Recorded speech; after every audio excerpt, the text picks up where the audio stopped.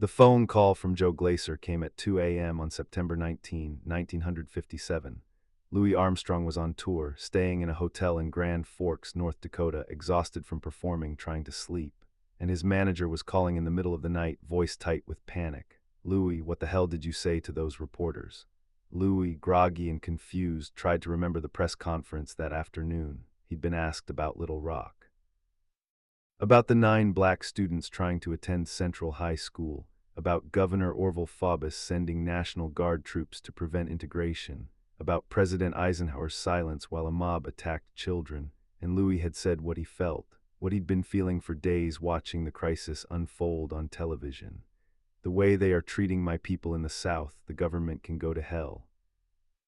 Silence on the phone, then Glaser, "Do you understand what you've done?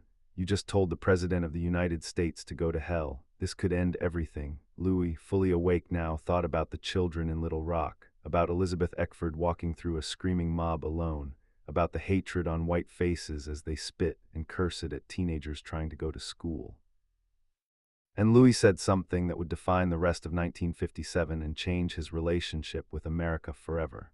"I meant every word, Joe, every single word." The letter Louis would write to President Eisenhower 3 days later would be even more direct, more angry, more politically dangerous. It would cost him the State Department tour to the Soviet Union he'd been scheduled to lead. Would cost him sponsorships and bookings and the goodwill of white audiences who wanted Satchmo the entertainer, not Louis the activist. Would put his entire career at risk at age 56 when most performers couldn't afford controversy. But it would also help push Eisenhower to finally act. Would be part of the pressure that led to federal troops being sent to Little Rock. Would demonstrate that even America's most beloved black entertainer had limits to his patience. The letter to Eisenhower that almost ended Louis Armstrong's career, and why he wrote it anyway. Little Rock, Arkansas in September 1957 was a crisis that forced everyone to choose sides. The Supreme Court had ruled in Brown v. Board of Education 3 years earlier that school segregation was unconstitutional, but implementation was slow, resisted, sabotaged by Southern states determined to maintain white supremacy. Little Rock Central High School was supposed to integrate that fall. 9 black students, carefully selected, academically excellent, prepared for the hostility they'd face, were enrolled to attend. But Arkansas Governor Orville Faubus, playing to racist voters, defied the federal order. On September 4, 1957, he sent Arkansas National Guard troops to Central High School, not to protect the black students, to prevent them from entering.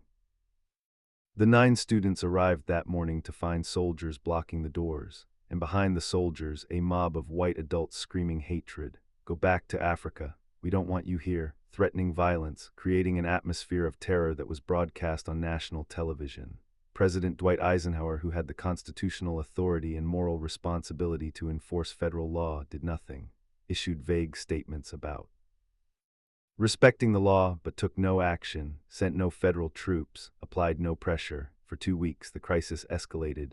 The black students couldn't attend school, the mob grew larger and more violent, and Eisenhower remained silent, apparently hoping the situation would resolve itself without forcing him to choose between federal authority and Southern white voters. Louis Armstrong was on tour during this crisis, traveling through the Midwest, performing nearly every night, staying in hotels where he'd watched the news coverage of Little Rock. And Louis, who had spent most of his career avoiding overt political statements, who had been criticized by some black activists for not being more outspoken about racism, who had carefully maintained his image as the smiling Satchmo who transcended politics through music, was becoming increasingly angry. Louis had experienced racism his entire life, had been denied hotel rooms and forced to use colored-only facilities and treated as second class despite his fame. But he developed a strategy for surviving: perform brilliantly, make the music undeniable, don't give white audiences reasons to reject you. That strategy had worked, had made him wealthy and internationally famous, had allowed him to cross racial boundaries that most black performers couldn't. But it had also required silence, required swallowing anger, required pretending that being great at jazz was enough to overcome being black in America. Little Rock broke something in Louis's willingness to stay silent, because these weren't adults fighting over principle. These were children, teenagers trying to attend school, and white adults, grown people, were screaming at them. threatening them, blocking their way, and the President of the United States was doing nothing. That inaction felt to Louis like betrayal, like proof that even at the highest level of American government, black lives and black rights didn't matter enough to defend. On September 18, 1957, Louis had a scheduled press conference in Grand Forks, North Dakota. Routine promotional event. Journalists would ask about his tour, his music, upcoming performances. But one journalist asked about Little Rock, asked Louis what he thought about the crisis. And Louis, who had been watching the coverage, who had been getting angrier every day, decided he was done being silent. The way they are treating my people in the South, the government can go to hell.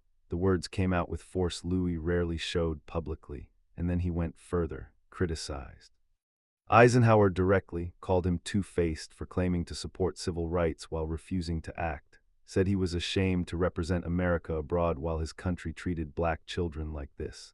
The statements were shocking. Louis Armstrong, America's jazz ambassador, America's beloved entertainer, telling the government to go to hell. Newspapers ran the quotes immediately. The story became national news within hours. Joe Glaser's 2 a.m. phone call was the first indication Louis had of how much trouble his statements would cause. Glaser was Louis's manager, the man who took 50% of everything Louis earned. He was also deeply invested in keeping Louis marketable, keeping sponsors happy, keeping the money flowing, and Louis's political statements threatened all of that. Glaser tried to get Louis to retract, to apologize, to claim he'd been misquoted or emotional or didn't mean it. Louis refused. I meant every word, Joe. But Louis wasn't done. The press conference statements were spontaneous anger. What came next was deliberate. Louis sat down and wrote a letter to President Eisenhower. Not a polite request, not a respectful suggestion. An angry, direct confrontation from a citizen who had reached his limit. The letter was remarkable in its directness. Louis addressed Eisenhower as someone who had failed a basic test of leadership. Said that Eisenhower had a chance to prove himself a great man by enforcing federal law and protecting black children, but was instead letting me down badly. Told Eisenhower that the world was watching America's treatment of its black citizens and finding America wanting. Demanded that Eisenhower send troops to Little Rock immediately to protect the 9 students and enforce integration. Louis also made a decision that would have immediate professional consequences. He was scheduled to lead a State Department-sponsored goodwill tour to the Soviet Union in the fall of 1957. Cultural diplomacy. Louis Armstrong representing America's artistic achievements, showing the Soviets that American culture, especially jazz, was vibrant and free. The State Department valued these tours. They were propaganda tools in the Cold War, and Louis had participated willingly before, proud to share American music internationally.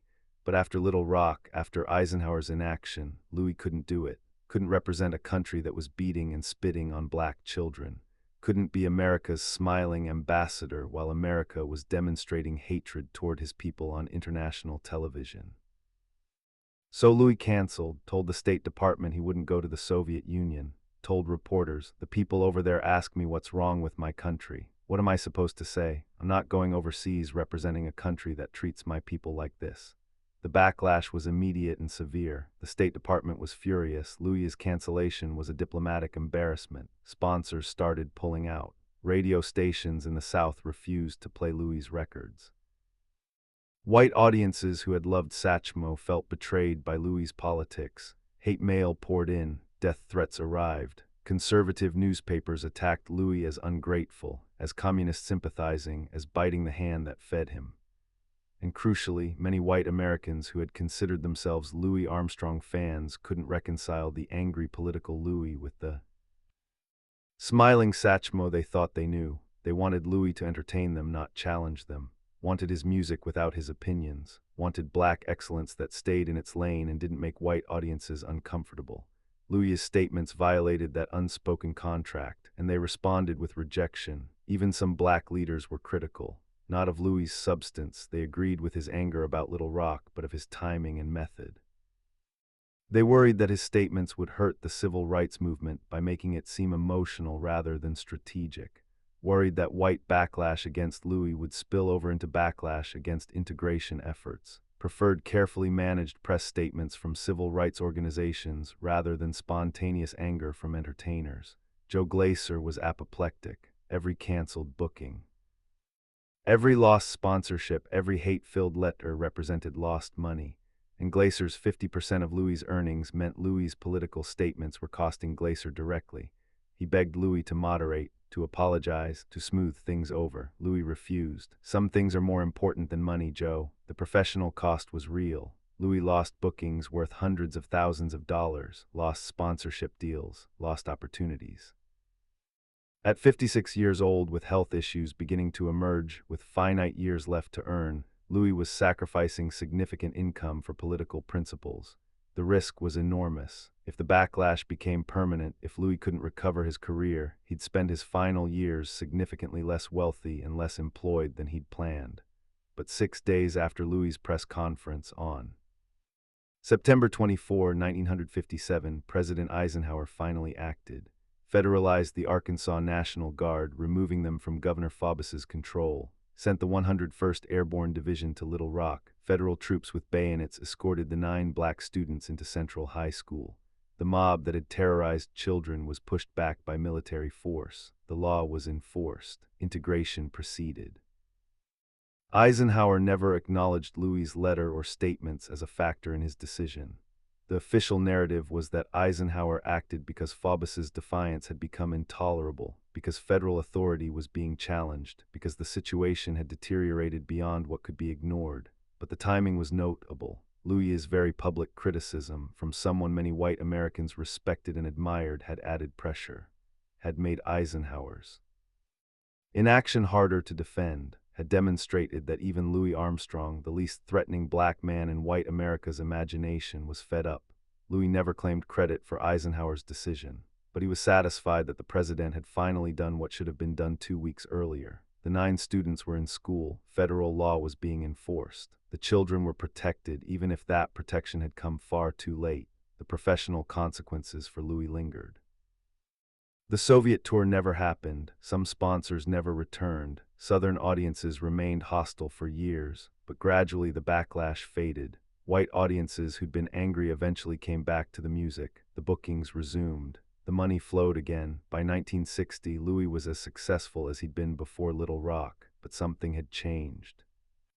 Permanently, Louis had demonstrated that he could take political stands, that the smiling Satchmo persona had limits, that there were things Louis Armstrong cared about more than white comfort. He hadn't become a full-time activist. That wasn't his nature or his role.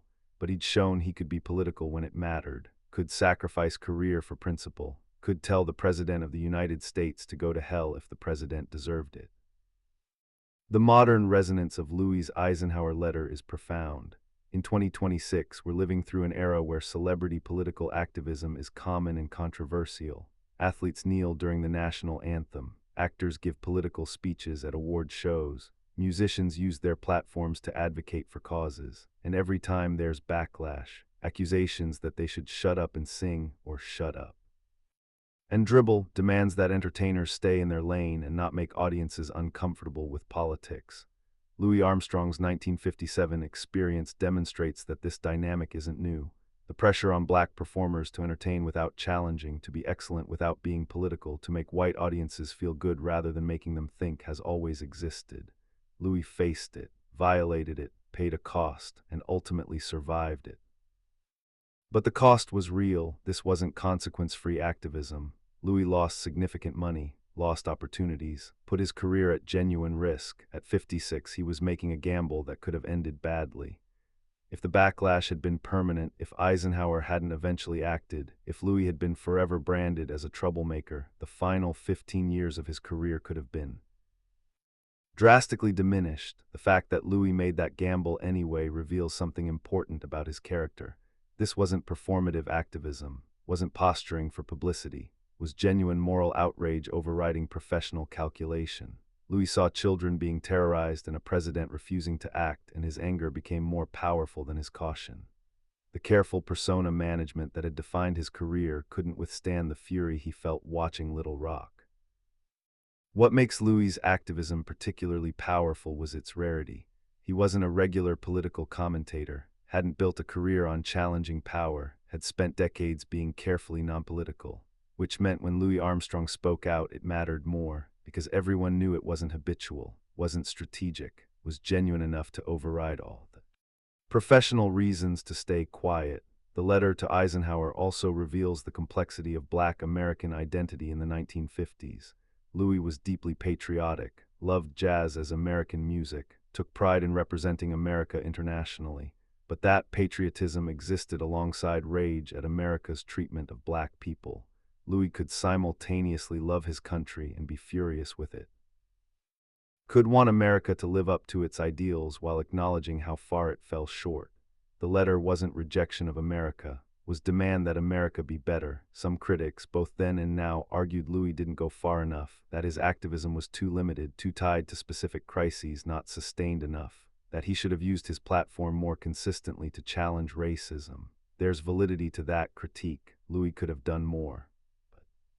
The critique also misses what Louis actually did do. He risked his career when it mattered most, spoke out when silence would have been safer, demonstrated that even the most careful, most accommodating Black performer had limits. The letter to Eisenhower was never published in Louis's lifetime. It was private correspondence, but its existence and Louis's public statements created permanent record of his willingness to confront power.